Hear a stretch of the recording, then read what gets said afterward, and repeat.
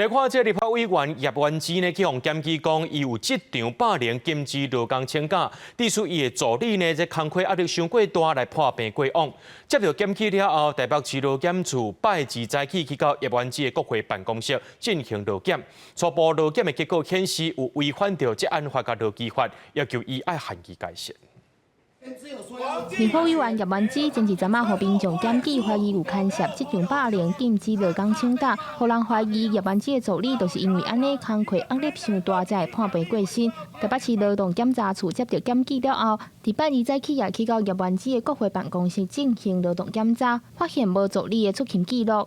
当下没有劳工的一个出勤记录。那除了请雇主提出补充说明以外，我们也同时发现他违反职业安全卫生设施规则324条之3第1项的1款到7款，也就是没有设置职场暴力的预防措施。劳检处表示会通知叶元之第1个月限期改善设立预防措施。针对劳动检查初步的结果显示无助理的出勤记录，立委叶元之是表示，因为助理的工作时间较有春秋，所以无适顿开设备，会依照调查结果配合改善。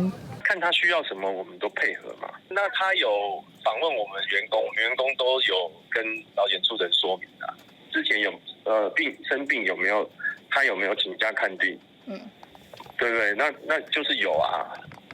另外，针对最近这场霸凌的事件常常发生，台北市劳检处也表示，因伫113年受理这场霸凌申诉的案件有776件，比111年成长要外4倍。劳检处也强调，公司依法设立申诉机制甲预防措施，因若劳工准讲拄到这场不法侵害的事件，会使照公司内部管道向雇主或者是监督管理者通报。记者张家琪、谢桂玲台北报道。